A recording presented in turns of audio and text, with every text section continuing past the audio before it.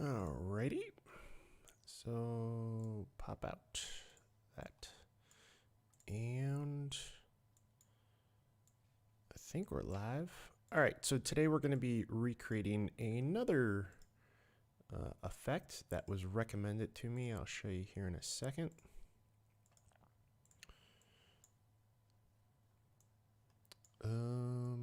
Let's see here. When I first seen this, I was like, what? But all right, so hop over here. So I looked up this video, but he said kissing balls, and I was like, what? Until I actually took a look at it, and pretty much it's just a ball or multiple, and when they get near each other, the effect is like they're kind of like, where is it here? I guess I let it play out. But they're like kind of like attracted to each other. So I'm just going to show like all the stuff in the background's pretty easy, and you know the items being deformed is pretty easy. But I feel like the part that he was talking about was the them being attracted to one another. So that's what I'm going to attempt to do here. All right, so let's get Resolve started up and close that. All right, so I'm going to go over to Fusion because that's obviously where we're going to be building this.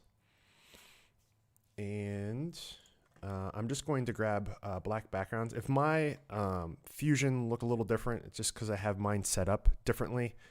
Previously, I had questions on how I did that. You come up here to Workspace, and then in Layout Preset, you have the Fusion presets, and there's a couple of different ones.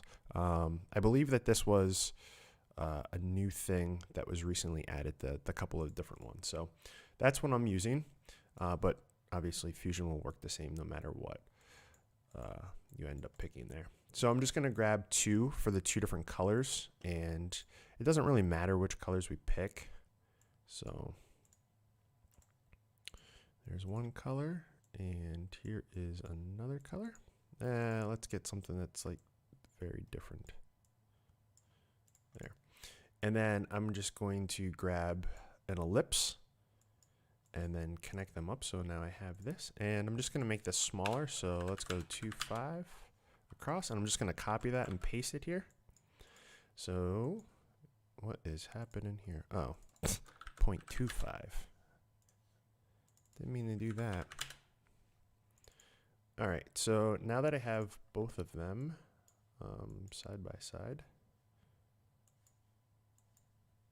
I'm just going to connect them so we get a merge. So now we see both of them here. And I'll pull this over here.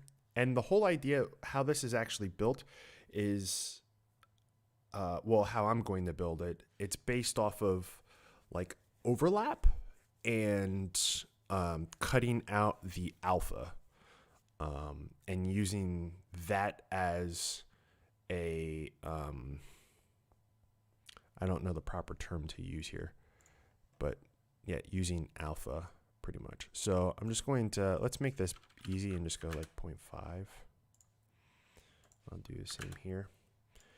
And then from here, we now need to, when they get close to each other, obviously these are going to mix a bit, right?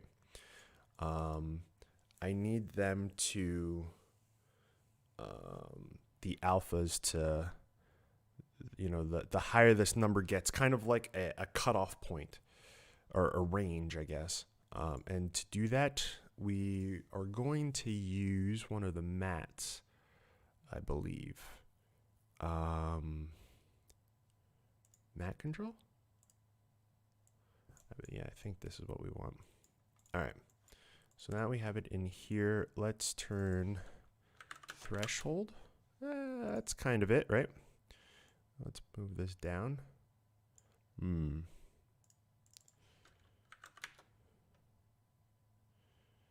And I think that's it. Now, depending on the colors that you use and what you have as, so this is actually 32, right? Are both of these? This is going all the way back 32. Okay. guess depending on the color you have depends on how this is going to end up looking. But I feel like that's kind of it, right? Maybe make this blur a bit more. Oh gosh, maybe I went too far. Can I even see that like that? Okay, maybe that is too much. I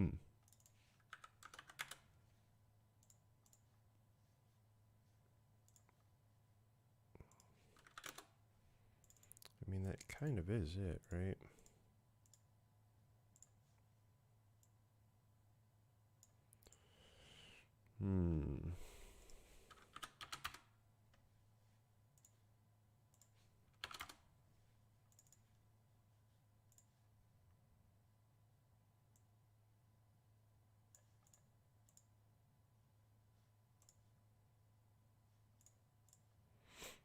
I guess just playing around with this a little bit, right? Until we get something that we actually like.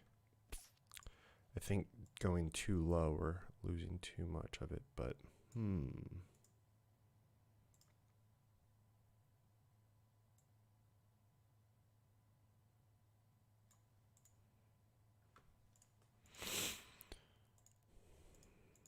I feel like that's all you would do.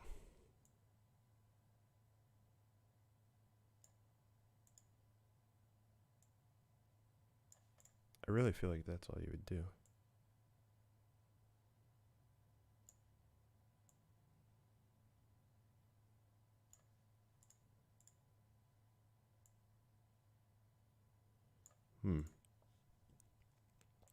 Yeah, I think that this is maybe too much.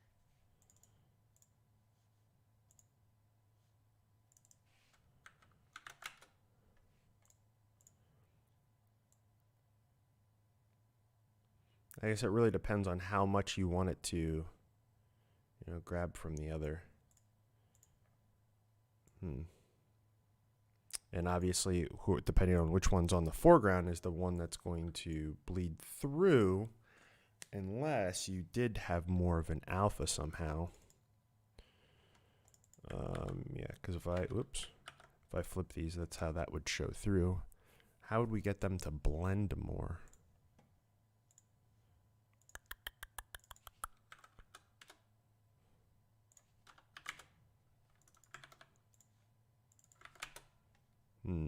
That's not how I'd want that to work.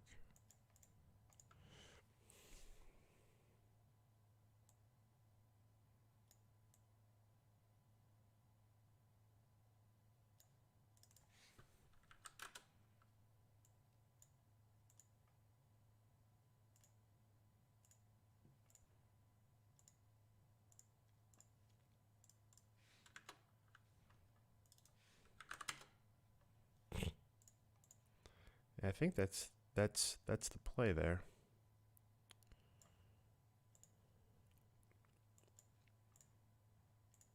I feel like there probably is some type of, like, maybe a blend mode or something that would get them to mix a bit better. I haven't really done anything like this before, so I mean, that is kind of the effect though. Then you could do different things where maybe I feel like that's it. I don't know much more to add to it than that. I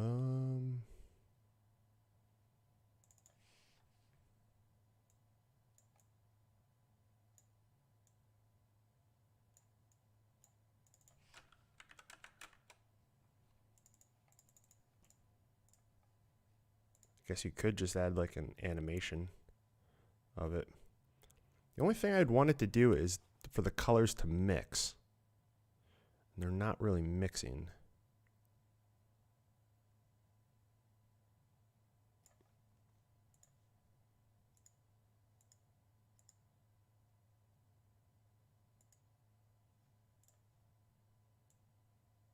Maybe that would do it, I guess. Oh, wait, what am I doing here? I don't want to touch that. I want to touch these. Yeah.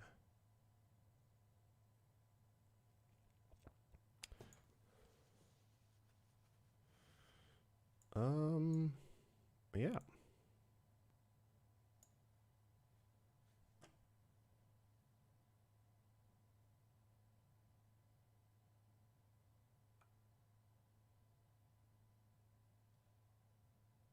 Hmm.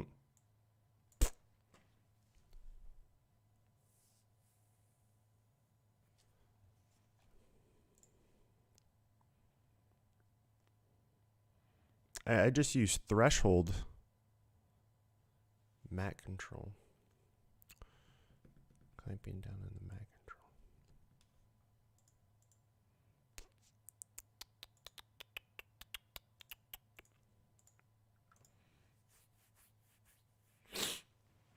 You know what? We would have to have the color mix here, because when it came out, then it obviously wouldn't take any effect.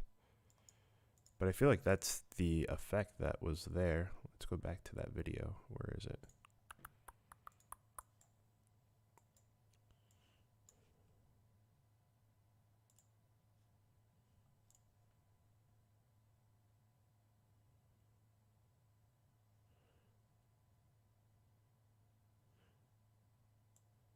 Main thing that he did to make it look nice or interesting is there's always like some type of a texture going, and then we have this kind of getting manipulated. I guess we could add over the whole thing. We could add a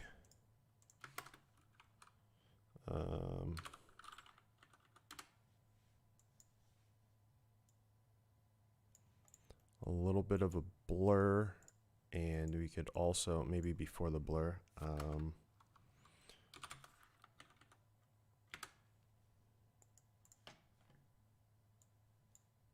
a displace with a fast noise.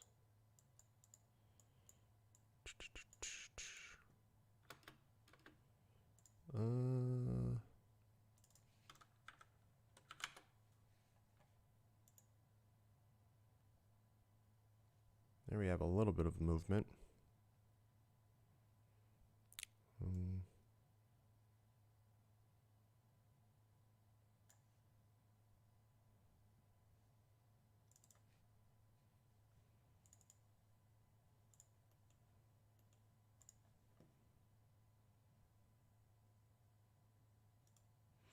All right, so I guess we'll just add a little animation to make this look cool.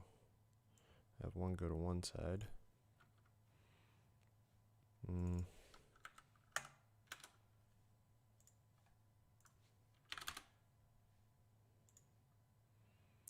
So they're warping around a little bit. And then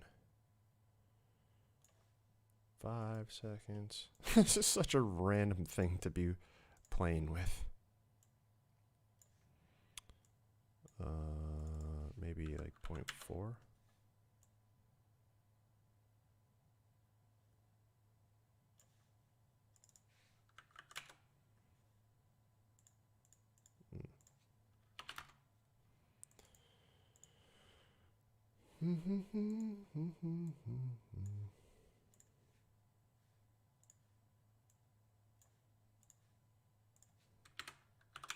I don't even know what to call this. Is blob, would blob be like the right term to use?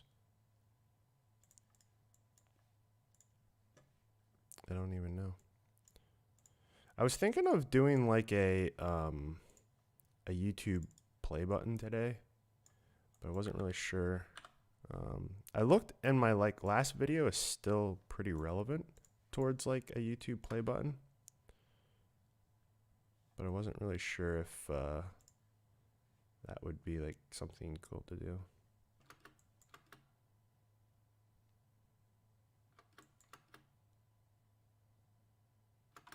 And then the only other thing I would probably do here.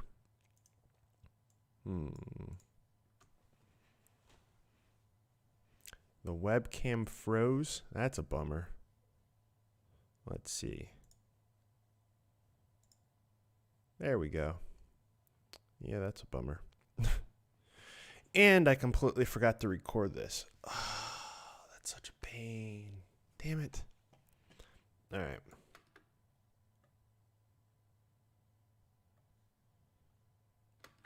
still trying to figure out this whole live streaming thing. Not entirely sure what to do. All right, so that kind of works. Only thing that I kind of don't like about that is I don't really have much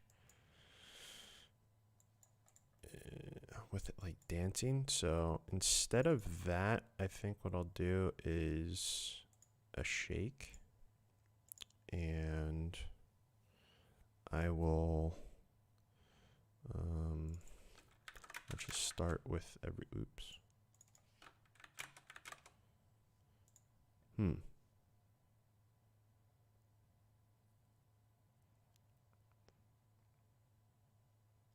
Actually, yeah, I'm gonna first.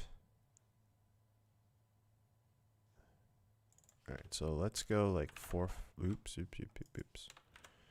4, 5, 5, 5.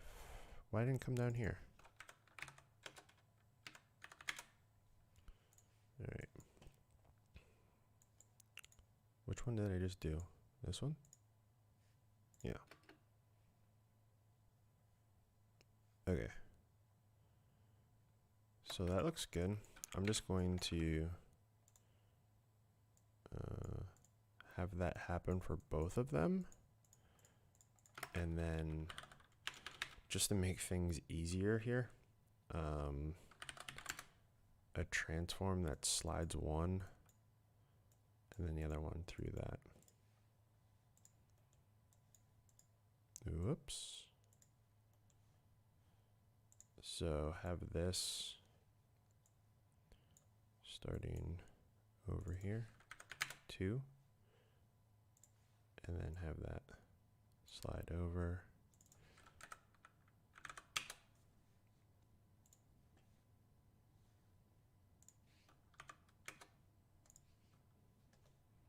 I think that's where I was supposed to go.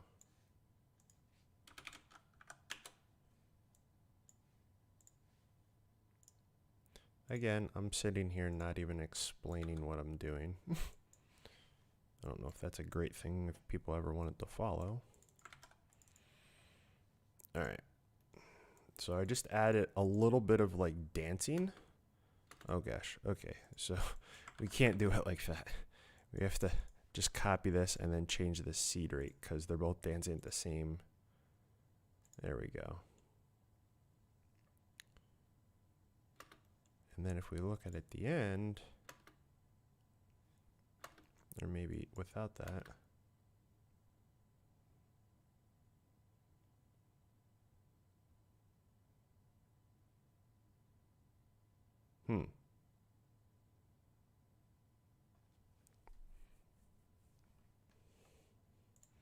I guess then maybe after it gets close, like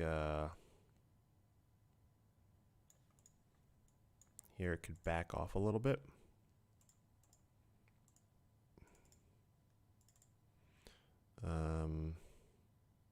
Wait, what?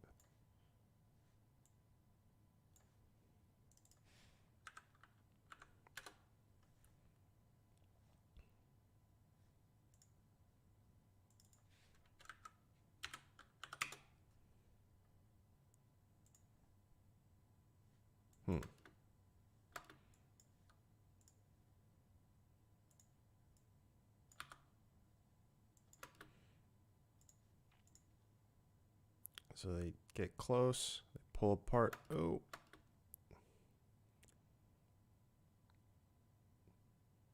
I think that would be a cool animation if it was maybe not pull apart so far.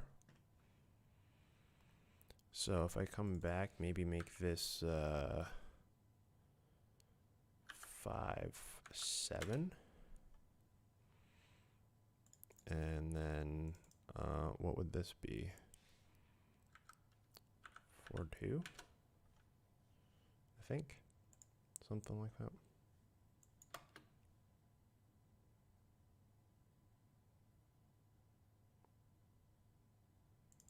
Yeah, so they're still kind of like together. And then you could, you know, get it to keep doing more and more. And then maybe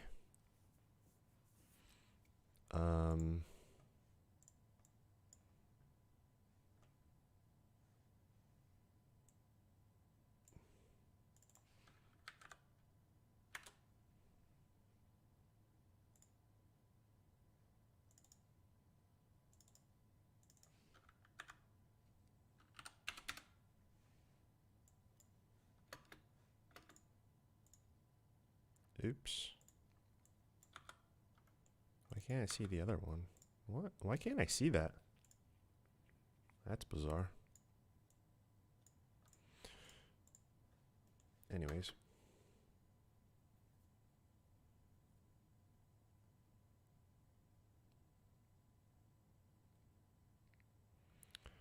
Something of that nature. And then I'd probably put it on a background. I don't know if I like these two colors and how they mix. I think that looks kind of bizarre. And then you could do like what is that? Film. If I could spell film damage. Yeah, there we go. And we could have this go into film damage and maybe make this like something that doesn't really have much color, but wait, what? What did I just do to this? There we are.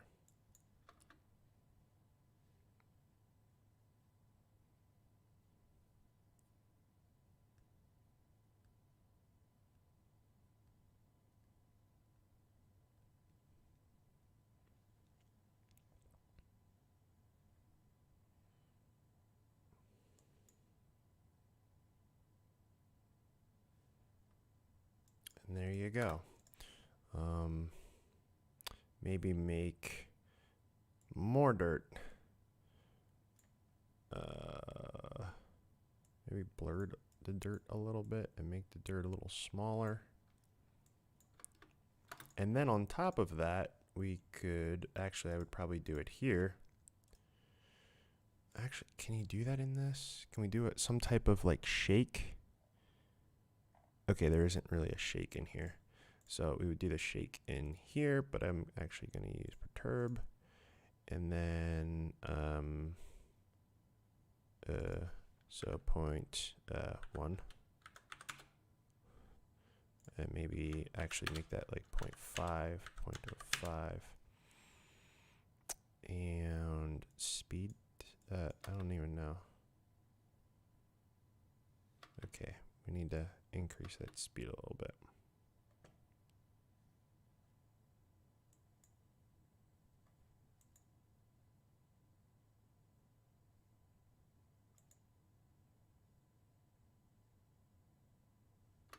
I think that might turn out to be something good if you wanted to make it look like it was vintage. Only other thing I'd probably do is come into here and like reduce the saturation down to like something a bit less. Same in here. Because if they were like old school stuff, you probably wouldn't have like super saturated stuff like that. Or these colors, but we'll stick with the colors.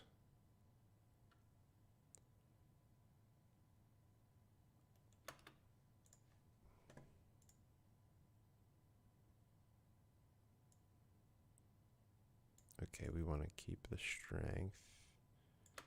I forget what these do. The difference between wobble and speed. It's been a while since I used that one.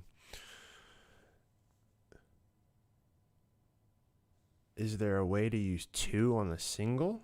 Yeah, you would just put them in line. Like in Fusion, or are you talking about like keying something on the color page? I mean, you could use two in either one. You could use one and then another one. Like if you have like a primary one and then something that, if you have like a poor green screen and you need to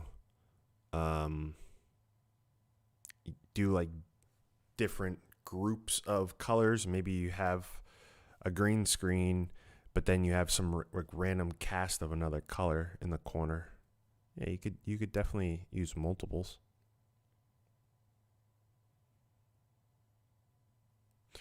All right, that shakes a little much, but I think it kind of gets the point across. Maybe make these a bit smaller, like a 2 and a 2.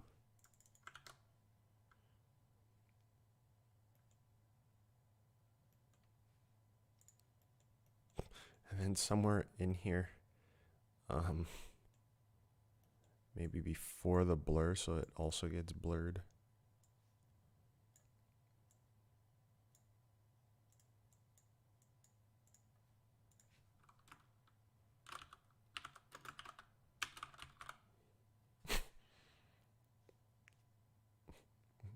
This is a blob. Oh gosh, maybe that blurs a little too much for this.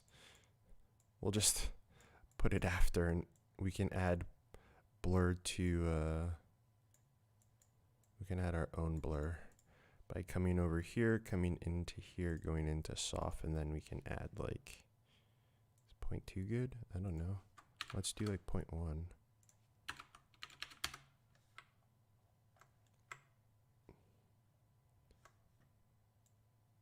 See that does like a little bit of blur. Maybe 1 and 1. All right, I think that's good.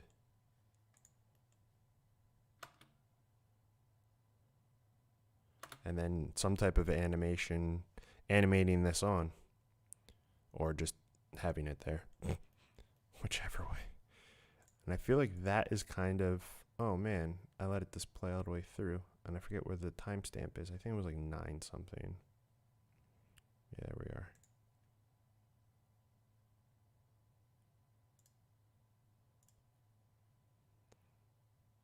He didn't even blur his, but yeah, that's pretty much the effect, right?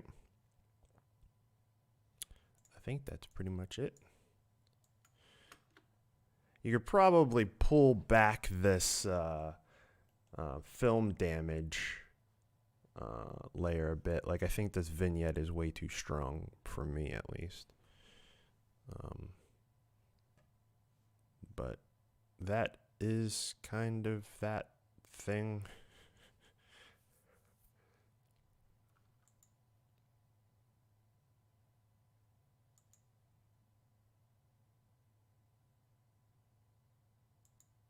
I guess.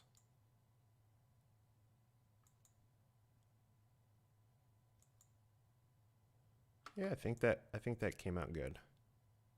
I'm happy with it. I guess that's how you do that. The other thing I was thinking of when I first seen this is like making these bounce, because we are using ellipse, so they have like the ability to do this. You know what I mean? And then you could like have it squish when it gets down here. But yeah.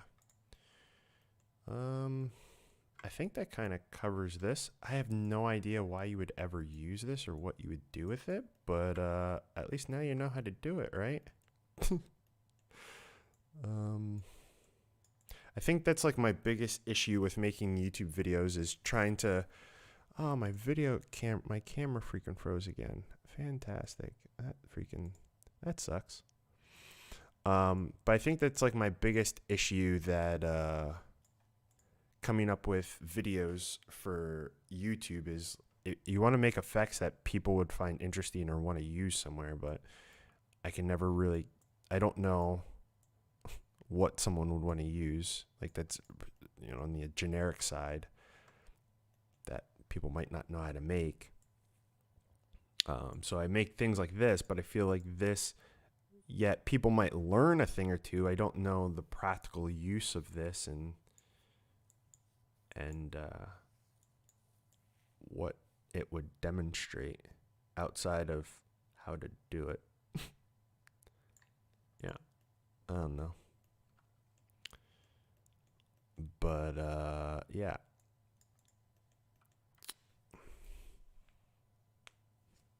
Hello.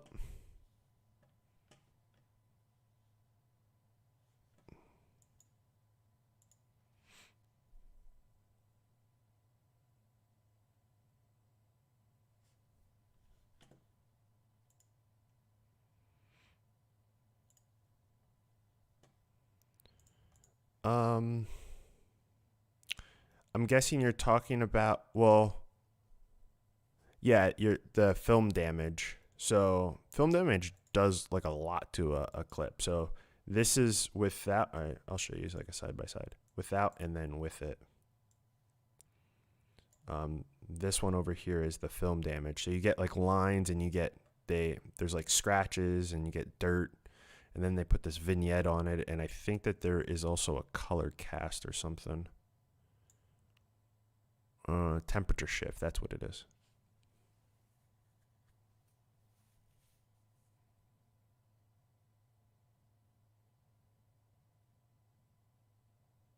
Oh, I guess, yeah. When I make my YouTube videos, I also like to show people use like the tools and all the different ways in which you could get a set of tools to work together. Because yet they might not make that one particular thing that I'm working on, but they might be able to figure out how to use that tool in different ways.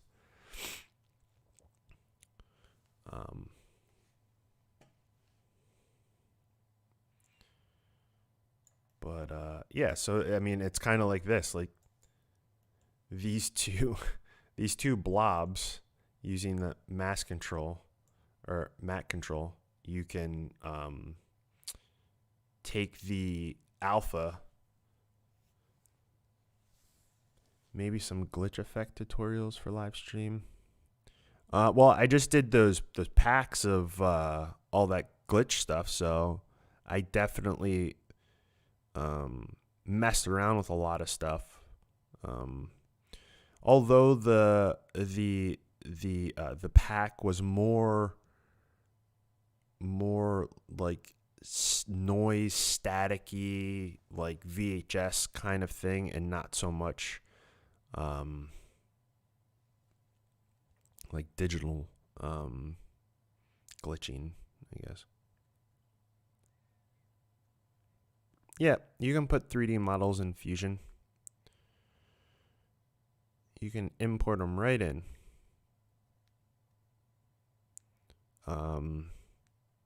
Yeah. I mean, there's some primitive shapes. Like I could pull this in here. I have the shape. There's some primitives, but outside of that, if you already have like 3D models, you could bring those in.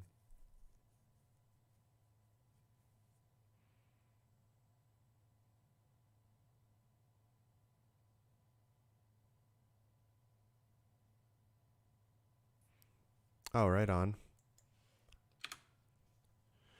But I feel like that is it, and the stream was only a half an hour long. But because I had an idea of how to put this together already. But yeah. What else would I do to this?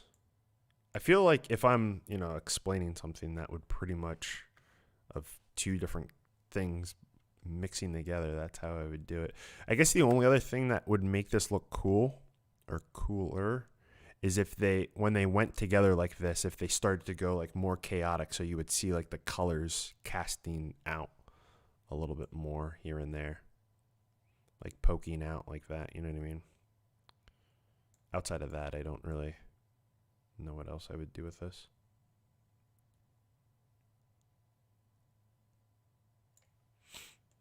But there you go.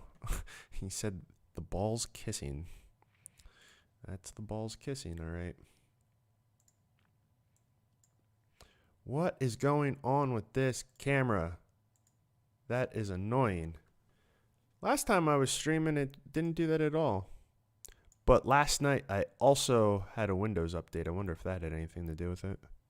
I think it was last night that I had a Windows update. Does anyone have any questions for me? Or any recommendations for ideas on things to build outside of the glitch stuff? because my next stream I could definitely do some glitching. Although there are so many different types of like ways to do glitch stuff, so I'll just do the couple that I'm aware of.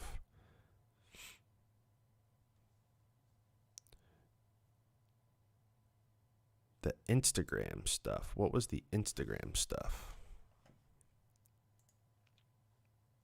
I did a couple of different things. I want to see particle effects. Okay, particle effects, Instagram stuff. Let me open up a notepad and write some of this stuff down. All right, so we got glitch.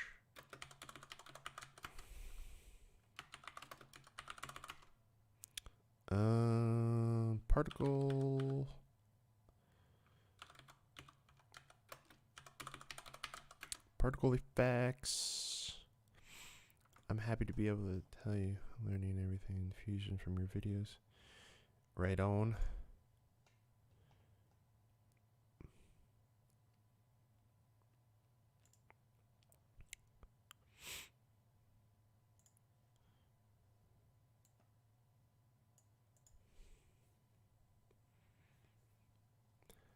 Well, that's cool.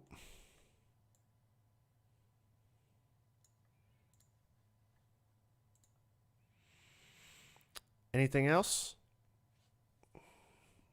I think there was like one or two other recommendations in my last video or live stream that I did.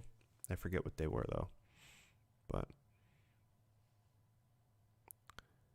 map effects and transitions like Vox. That's the place that does like all of the different do you have like if you could like give me a video and like maybe a timestamp? Like a video name and a timestamp, because obviously you can't put links, but then I would take a look at that.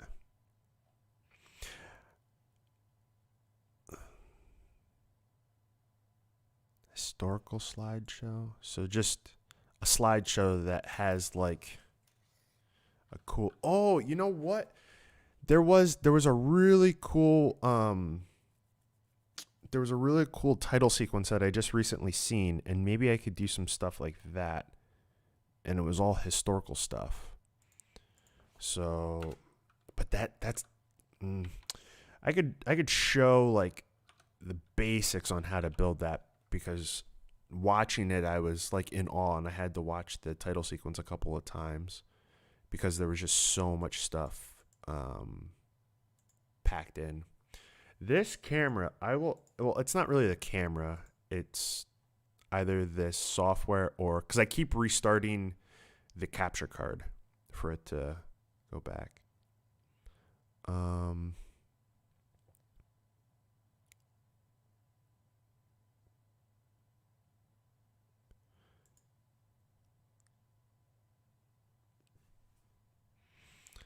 Something like Dallas Superpower. At the beginning of the video, right at the beginning, you have 0, 0, so.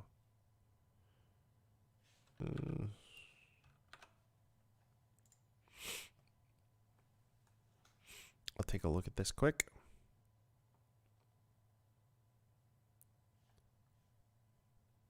Okay.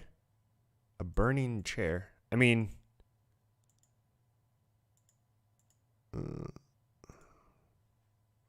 let's analyze this.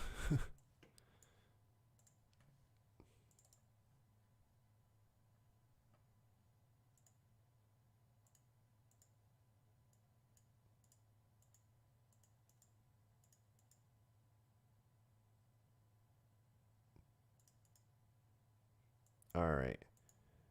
So I'm guessing this is obviously, it's composited, because if we look at the shadow over here and here, they don't ever move. And if you've ever seen shadows around fire, they're always dancing around, right? Because the light from the fire is coming at different angles. But what they do is they're using the luminance of, or not, yeah, the lightness of this, however bright this is, to light like a big mask, to change the values of a big mask to make the room look like it's flickering or it's lighter. It actually might not be like that. They might have just put a couple of keyframes because it's not that big of a deal. But this just looks like it's a couple of different, obviously composited layers just all on here. But yeah, that's not that difficult to do. Could definitely do that.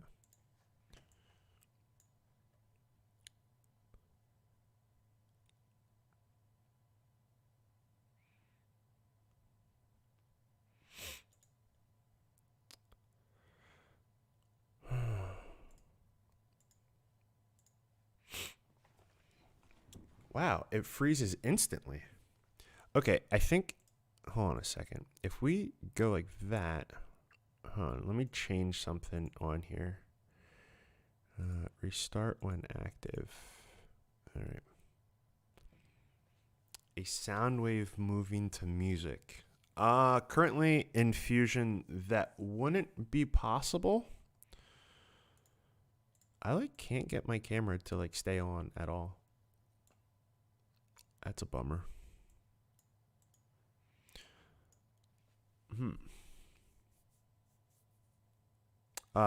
The sound wave though. Currently there isn't a value in Fusion that you can get, that you can run anything off of. There isn't a value in Fusion yet. There is audio in here, but there, at least from my knowledge, there isn't any type of value for like dB. Because if I could pull this value in here, if I could pull something in from like a channel, then I would be able to do it. But if, oh, you guys can't even see what I'm showing. If I could pull a value in from a meter, then I would be able to, make something like that. But currently you can't. And how a lot of people get around that a long time ago in After Effects is they would render a meter and then read the rendered meter in After Effects, depending on where the meter was and the color of it, to then run different values. Where's film damage found? It's just film damage. To pull up the select tool, you hold down shift and hit spacebar, and then you can type it in here.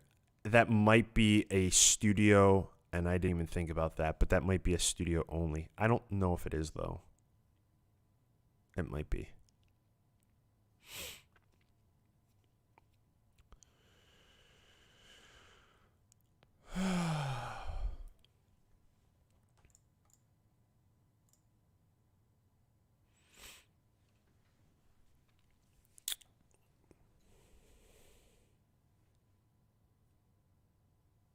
I wonder why the capture card stops working.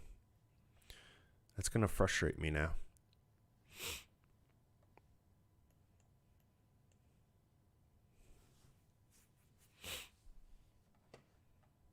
All right, so I got, well, actually I have to add this chair thing in here.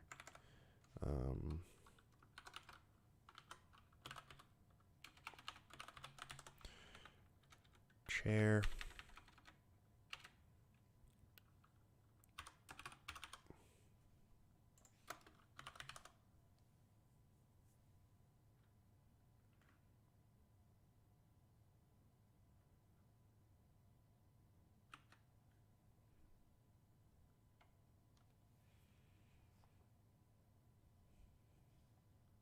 So the stuff that you're asking for is mainly just like compositing.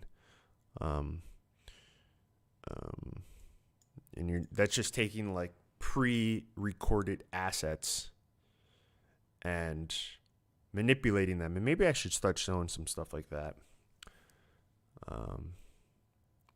Manipulating them to then I don't know if I would do particles. It depends on the look that you're going for. Because you would need a lot of particles to get it to look like fire coming out, and depending on how you want it to look, because like, yeah.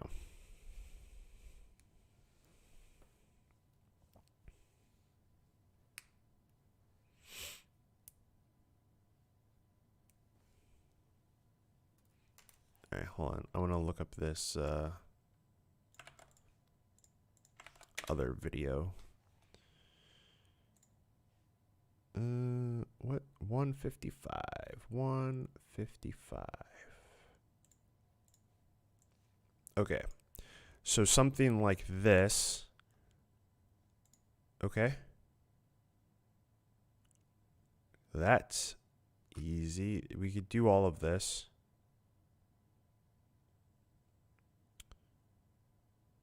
All right.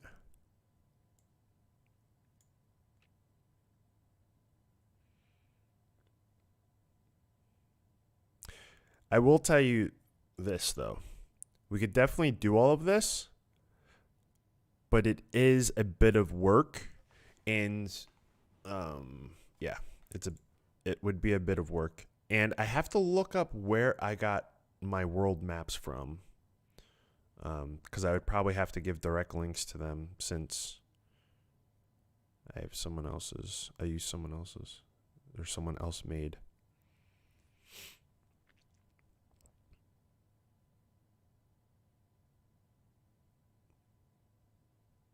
Yeah, we could definitely do all of this. So that would pretty much be, depending on how you want it to go about it, all of the layers here, all of these layers, you would make in some other program, and you would make them into vectors, and then you would import those vectors into Fusion. I have a world map that's like a vector of like all the countries. I just have to look up where I got it from. And then we could do all of this, like the zooming in, zooming out, overlaying a satellite image over top of it, or having a satellite image and then laying the vector over top. So then you can do all these animations with these lines and everything else.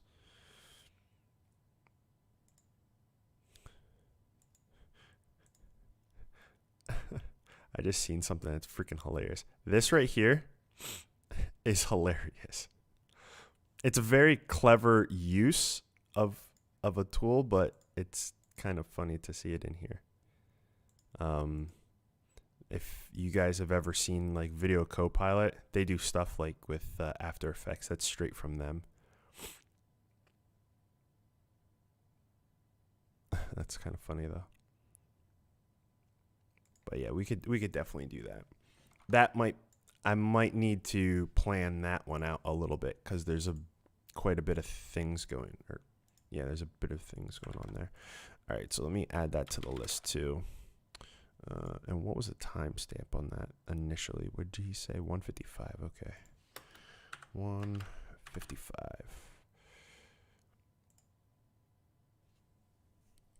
Yeah, the quality is pretty good. See, typically, like things like that, I could make a tutorial on how to do it. But the tutorial, if you want that quality, would be a little longer.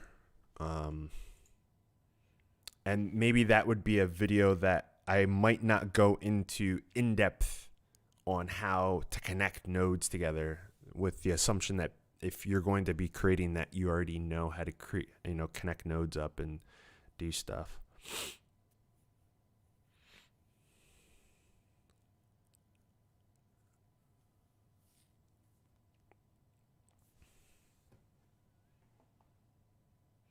How happy am I with multicam functionality in Resolve?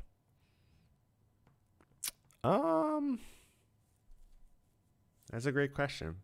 I'll be completely honest.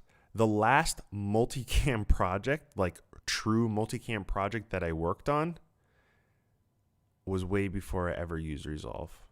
So I haven't really spent a lot of time on real work with it. But I'm guessing it worked. No, wait. Don't they have a thing like where you can click on screen? I'm pretty sure that there's like a whole thing you click on screen, right? Dude, I can't even give you if I like it or dislike it. I don't even.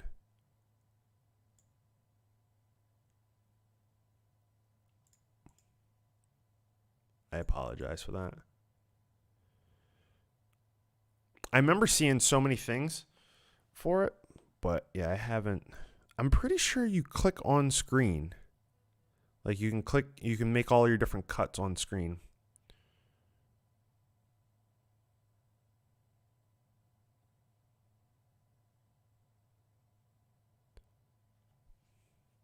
It's hard to get in some yeah, I completely understand.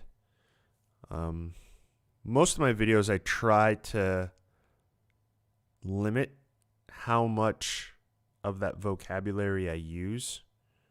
But I'm definitely catch myself while I'm editing like, oh man, I should have explained that a little differently.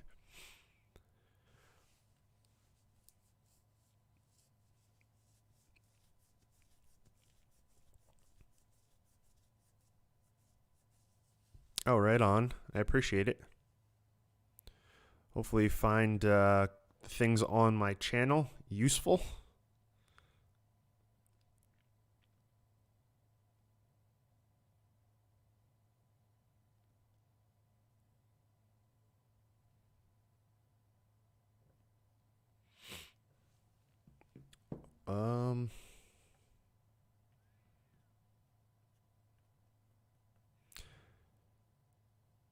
Are you just starting to learn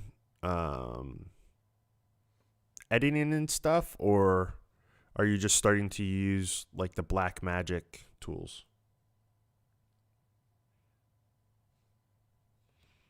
You can ask away. I kind of finished what I was doing here, so I'm just kind of talking to you guys now. I thought the video that I was going to do was going to be a little longer, but it ended up being quite simple.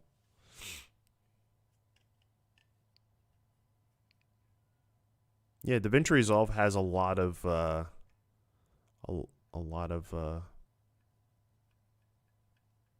there's a lot of possibilities with it.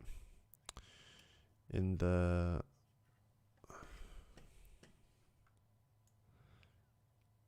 let's see here.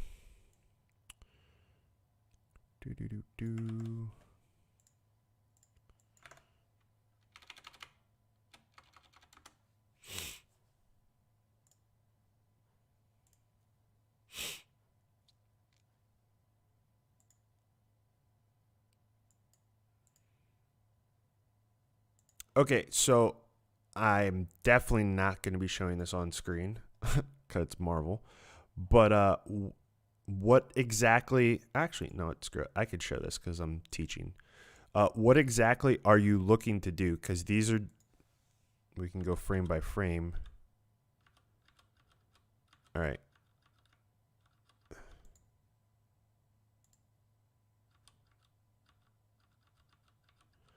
Are you looking for the low frame rate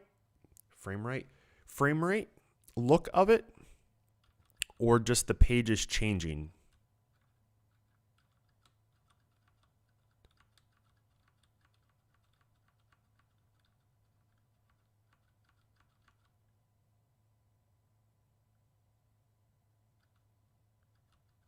It's a good blob as blobs go.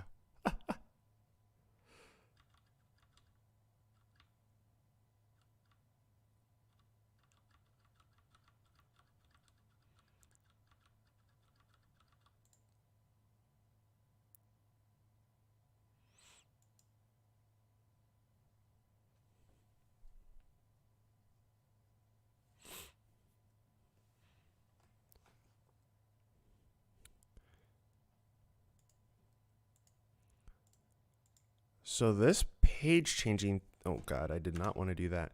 This changing thing is super simple. The only thing, so this, I don't know this for sure, but what I'm guessing is that this, all of the pages and all of that was first,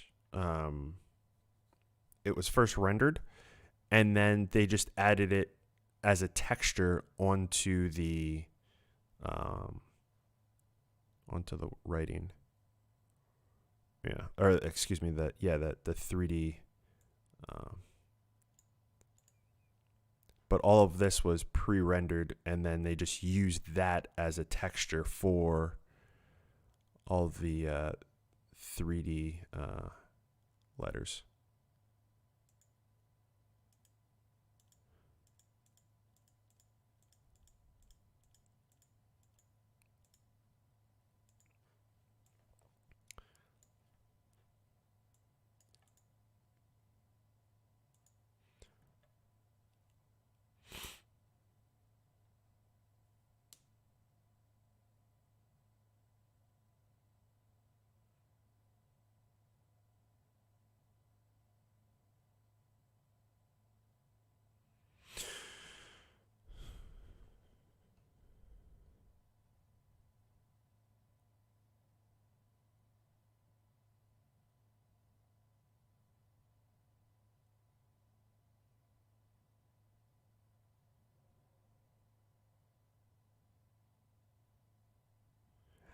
I'm not sure I completely understand the question about the proxy and cache.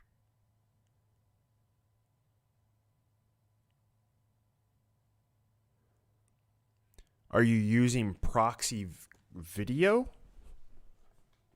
Because the whole reason to use proxy video is really just for editing, so that when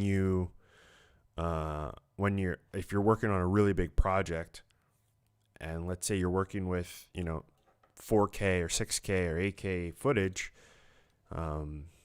you will edit all of the proxy having the same time code, or excuse me, all of the proxy footage having the same time code, and then when you go to render, you use that time code to then use the original files.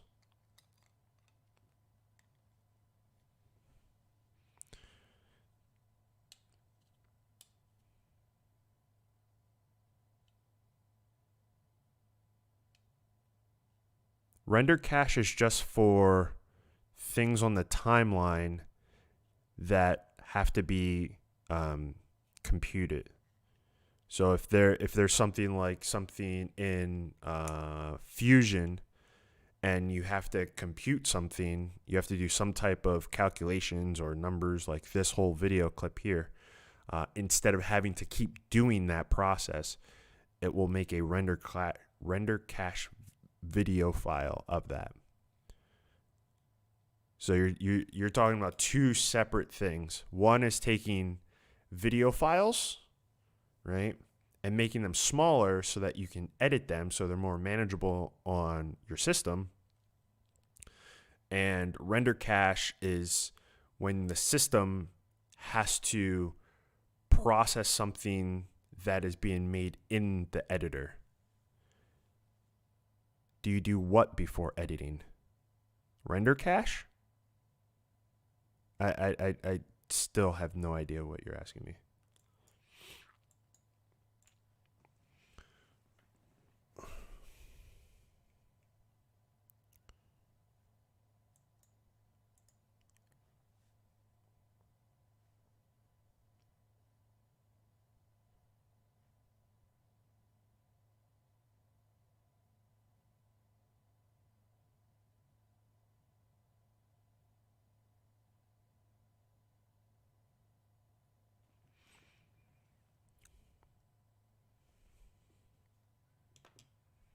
You can't render cache something that isn't created.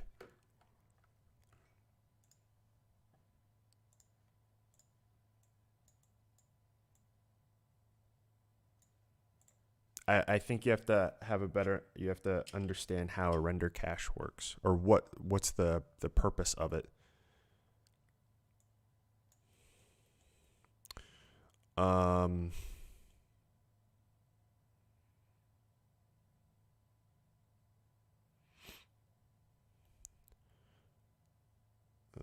Let's see here. Is there a way to? So there's a bunch of tools that are like generators. They create something, and so like let's say this background is like a perfect example. The background here, if I come into image, we can see that there's auto resolution, and this auto resolution is going to be based off of whatever the timeline resolution is. So whatever we have this timeline resolution as, and this is the main timeline, so I can just come into here and change this. This is always going to be reflected in that node. So now if I come over here, wherever that node is here, we're going to have that, right? So if you want it to be a specific resolution always, just uncheck this auto resolution, then set your resolution. And there's a bunch of nodes that do that. Like if I even pull in the fast noise, that also has an image, and that has one as well. So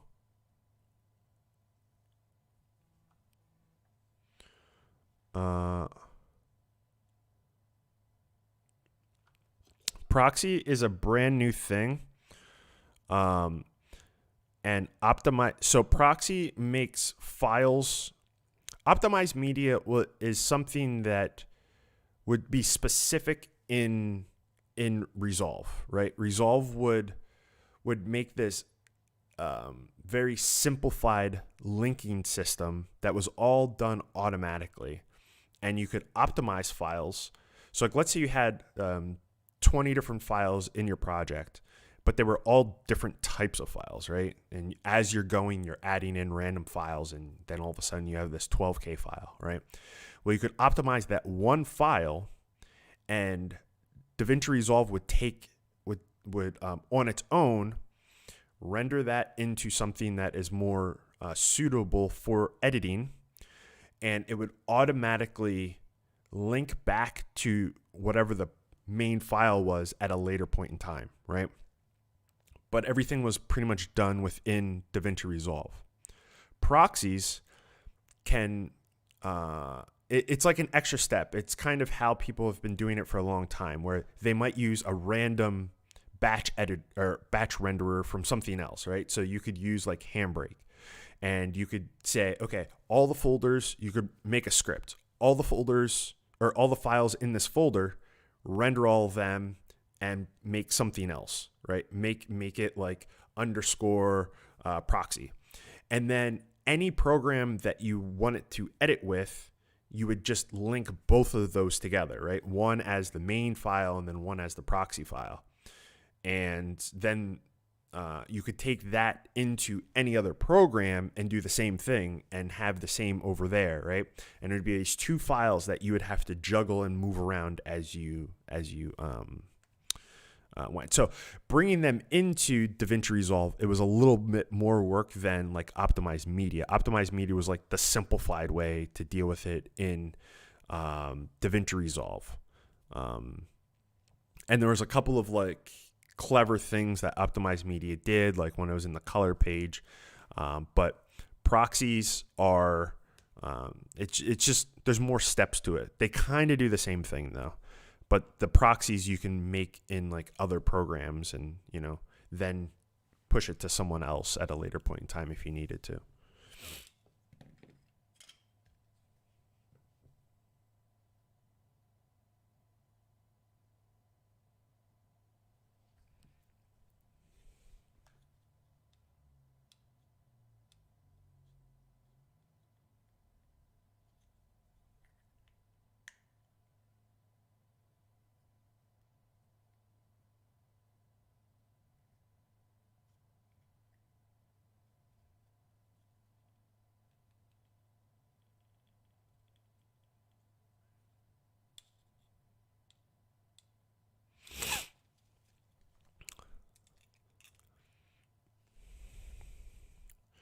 Yeah, I don't really have anything on. Well, actually, there might be a thing or two on render cache on my channel. I don't know though. That's a good question. But just think of it this way. I think the best way to explain render cache is, if I was to make something really complicated in Fusion and then came over to the edit page, if I didn't have here's a perfect example. So I make this on, I turn off render cache, right? So this clip doesn't have render cache now. It shouldn't. Oh shit. Hold on, let me delete it quick.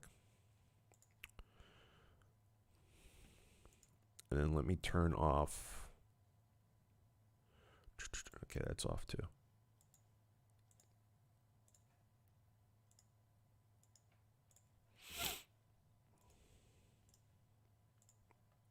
There's multiple caches in DaVinci Resolve, so. All right. See how this is playing back kind of like crappy, right?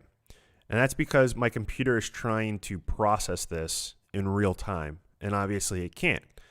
So like if I'm editing something, and maybe you're adding like something onto a clip, like I don't know, you're tracking something. I can't even think of an idea, but all right, so it's not playing back very well, and it's playing back kind of crappy. So, but this is all made within DaVinci Resolve, right? So it's all off of the Fusion page. So to make this playback better, I can do what's referred to as a render cache. So it's something that just exists on the timeline, and I can come up to here, obviously turn on render cache. Obviously you have smarter user, but and then what it'll do is it'll make a file, a simplified linking of a file, depending on how you have your DaVinci Resolve set up. But then it adds it on here, and now my playback will be perfect, right? So making this before, you kind of can't make it before, because if I didn't make this whole Fusion project here, then I wouldn't be able to render that out before. So, but proxies, that's footage that you have, and then you render that out before you bring it into Fusion or into DaVinci Resolve, and then you get easier like rendering with that. And there's like a bunch of simple, here's some other crap too. Hold on one second. Let me grab some clips here, and I'll show you something that kind of might make a bit more sense here.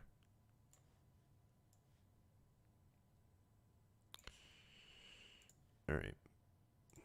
So let's say we have these clips here, right? And now I come up to my video, and let's say I go into one of my transitions and I add one of my transitions in, right? Now, obviously, if I try to play back this transition, okay, well, my computer just kind of champed through that, but let's say, let me find something that's a bit harder to play.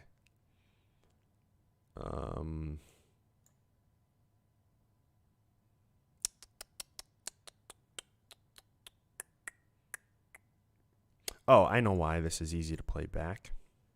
Because I'm still on a shitty resolution. Whoops. Oh, why did I cancel that?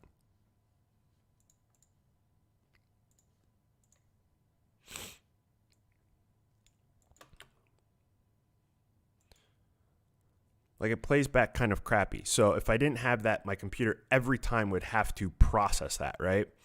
And so if I'm watching something over and over again, I don't really want to have to, get a crappy viewing experience. So what it'll do is, once it calculates all of the stuff that it needs to calculate, it just makes it into a file that's linked to the database, and it's all done behind the scenes to make it very easy. So that is what a render cache is. It just allows you to, go from go from like a shitty thing, and once it calculates it, instead of having to recalculate every time, it saves that information, so then you don't have to do it again. I think that's probably the easiest way to explain it. Where a lot of people get kind of confused is because you have render cache, and then if you come over to Fusion, you have hello. You have Fusion cache, which is like down here that you can, oh my gosh, what is going on with my system? Yeah. Oh, well.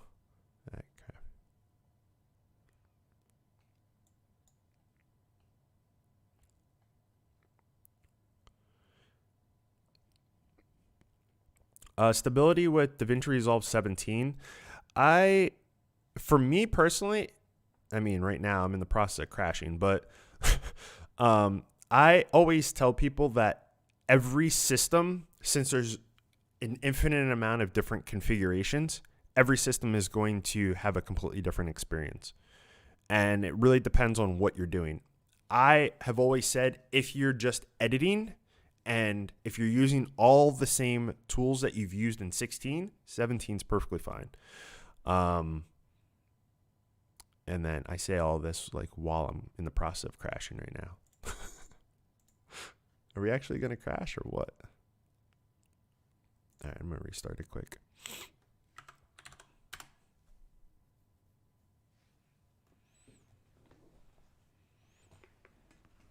You wanted to cache a Fusion clip and got the message to upgrade to Studio.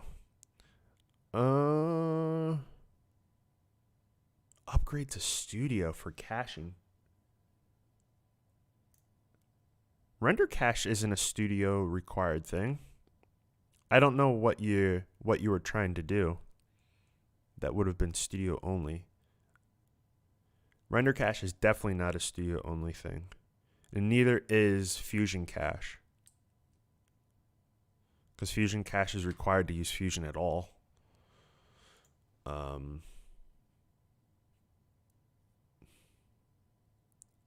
I'd be curious if you know exactly what you were doing, that you got that warning.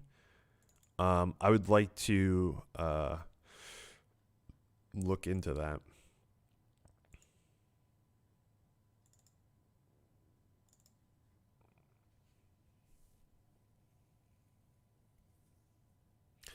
I enjoy it. I really like a lot of the new features that are in it. I'm a big fan of a lot of the new features. So I use it constantly. It's the only thing I use. Obviously, every update that comes out, I always, update, but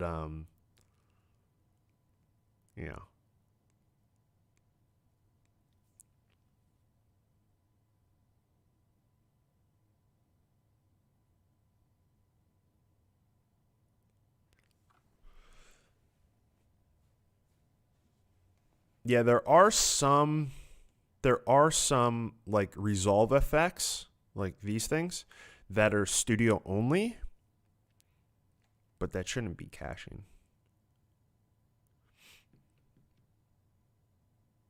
Did I miss anyone's question? If I did, re-ask it.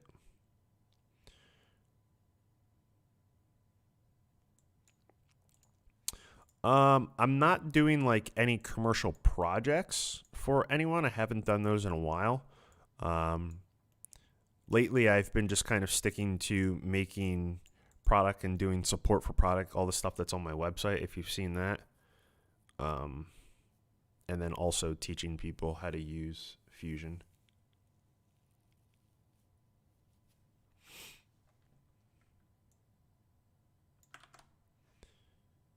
All right, let's take a look at this.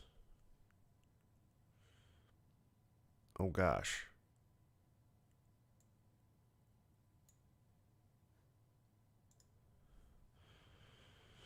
Six minutes and 50 seconds. 6:50.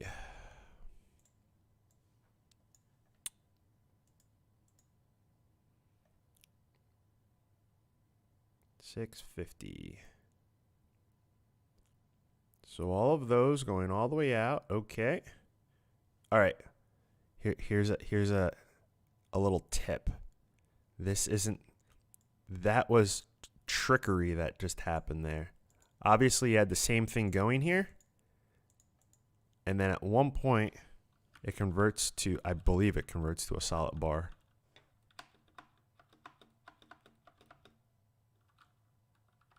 He had to have converted that to a solid bar. Okay, maybe he didn't. I would have converted that to a solid bar.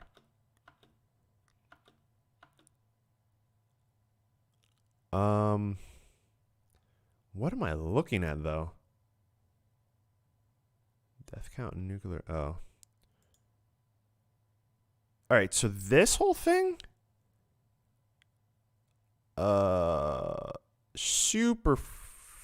sort of super simple. I don't have like a little bomb logo to use right now, but I can kind of, actually, you know what? I'll make it into a video instead of explaining it here, and then do it properly. But thank you. 6 minutes and 50 seconds. That's kind of a cool one to do. All right. Hold on, I'm gonna save something quick.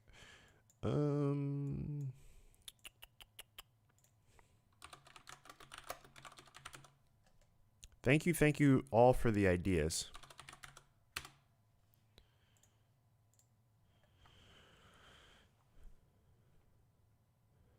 Can you force render cache? Yes. Oh wait, can you force it? Mine stays red forever.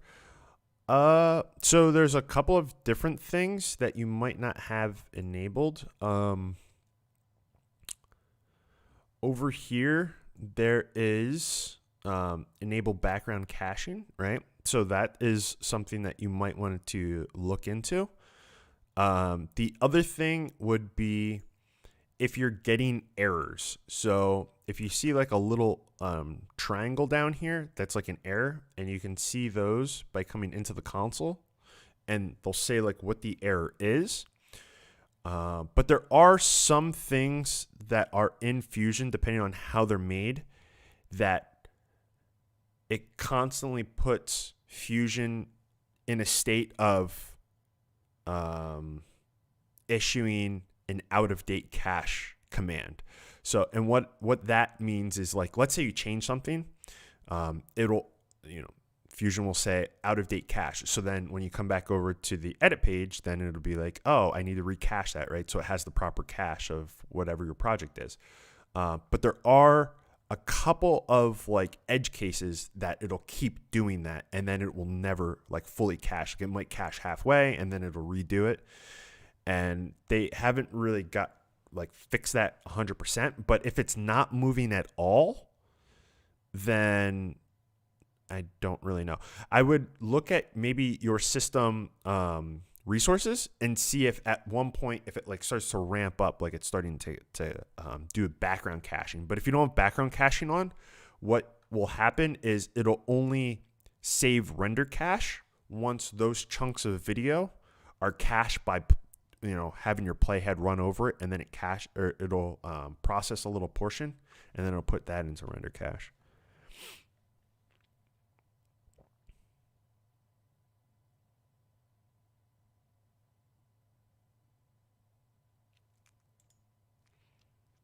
I like multiple monitors. I prefer multiple monitors than one big monitor. Yeah. But my whole thing that I've always tried to do is, if it really depends on what you're doing, but I would prefer multiple monitors. I'm just gonna leave it at that.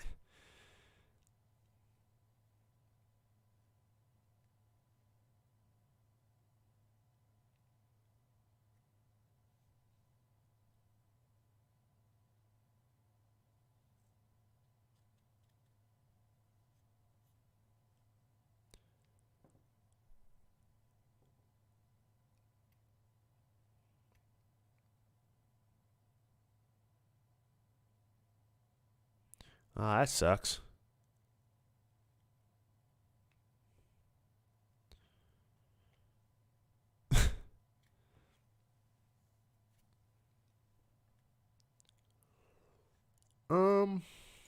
Yeah.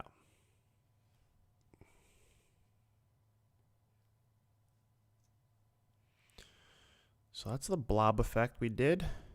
Anyone else have any cool things that I should look into doing?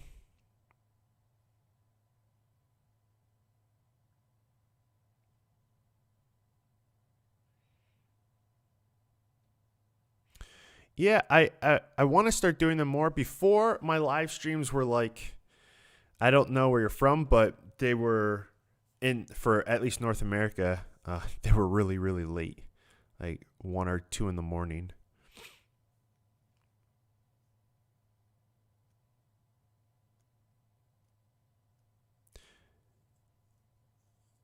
I have the newest one that is currently out. Also, oh, you're asking him, but yeah, I use the newest one. Yeah. So my old live streams that I was doing a little while ago, they were all like super super late at night. So they weren't like realistic for most people to catch. But yeah, I want to start doing them more. I just need to, have a good selection of ideas. And I definitely got some good ideas so far. So I'm pretty excited about it.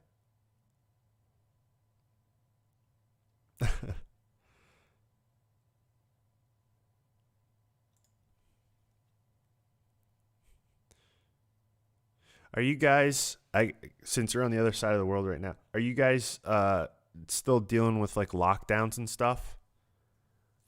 With everything that's going on with the outbreak? Are you guys still dealing with that?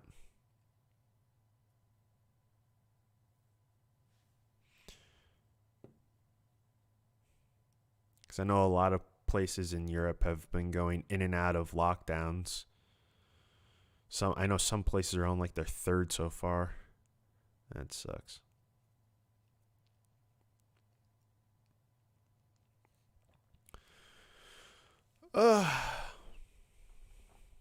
Still in lockdown here in the UK. Oh man, the UK. I feel bad for you guys. You guys are getting like dealing with so many things. The lockdown, and then all of the like everyone getting used to, you guys not being in the EU anymore, and getting shipments in and out. I don't know. I was watching the news and I seen that like there's a lot of issues with that still, which really sucks for the people that aren't in politics having to deal with it. Yeah.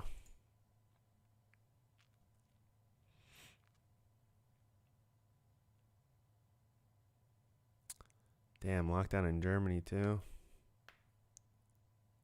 Oh, it's not too bad. I don't know. I guess the thing that I seen was that like getting products in and out of Europe into the UK, like there was a big, at least the stuff that I seen on Reuters was there was like people waiting at the border because I guess people didn't have like all the new paperwork that they needed. I was like, that sucks. But outside of that, I really don't know much about like what's going on.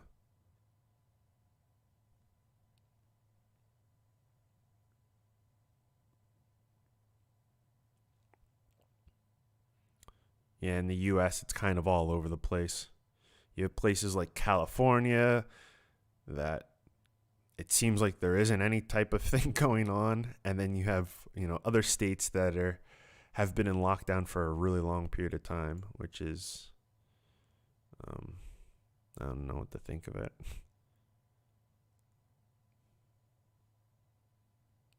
I just know, at least from the support stuff that I have to do for people that are working on projects, it's like their projects are kind of have slowed down. A couple of people that work on like doing real estate videos and stuff like that, they were like, yeah, it's difficult to even get into some houses to film. I was like, that kind of sucks. But I get it.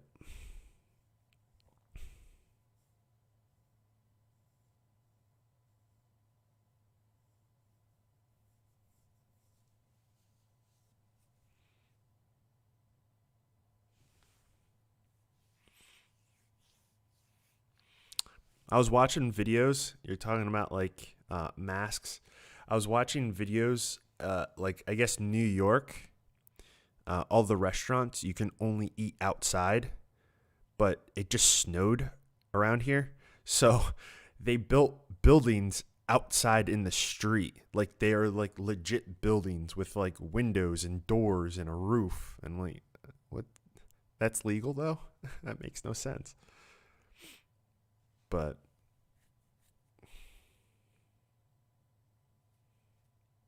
yeah.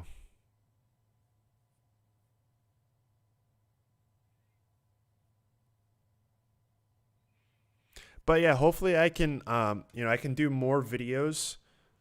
Just as long as I have the ideas, and I have, what do I have here? 3, 6. I have 6 video ideas. I don't know all of them if I can do them. I have to look more into them, but um, I have 6 ideas so far, so I can definitely stream. I think maybe around this time, or maybe 2 hours before now, or 3 hours before now, depending on where you are in the world. I'd probably start streaming. But since some people seem, to show interest in this, I'll do this kind of thing. Oh yeah, I just seen the double mask thing. Yeah. Um,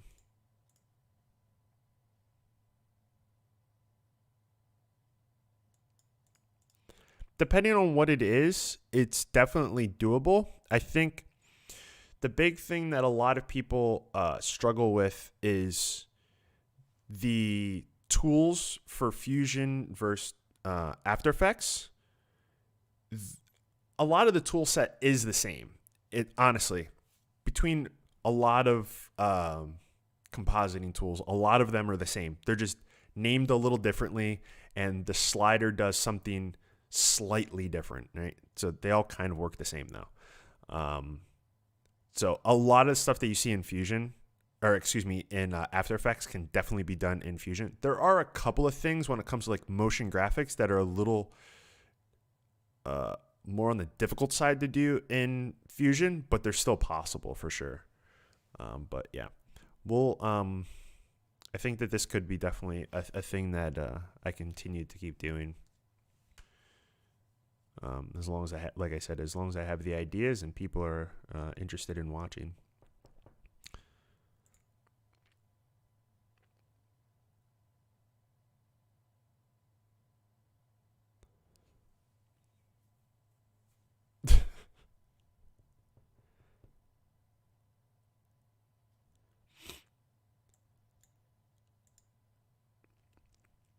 But with that being said, I think I finished this like almost an hour ago.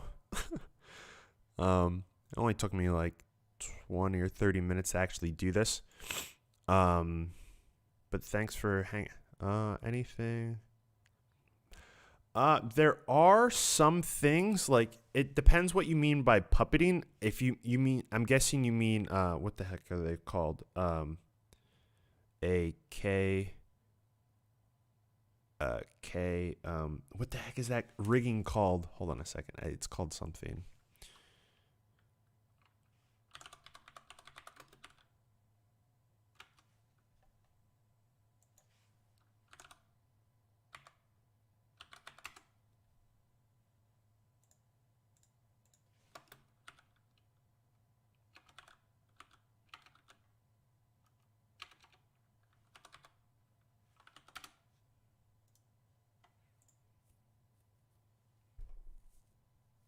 Well, thank you.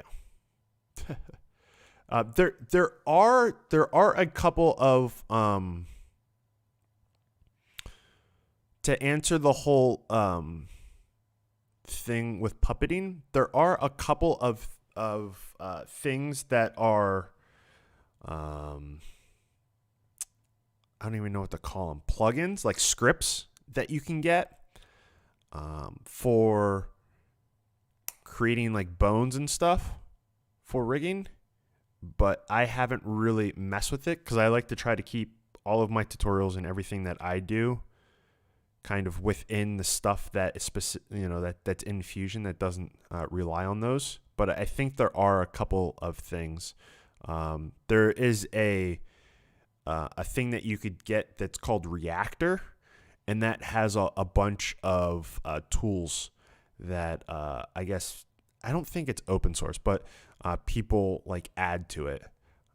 But you kind of need to be on the tinkerer side to mess with a lot of that stuff. But yeah, it's called Reactor. Yeah.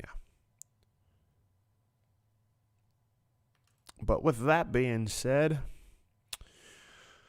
I'm gonna get out of here. Don't know. I was thinking of giving a time and a date when I stream again, but I'm not entirely sure, so I don't want to say when. But with that being said, I'm getting out of here. Thanks all for watching. Stay safe, and I'll see you guys later. Peace.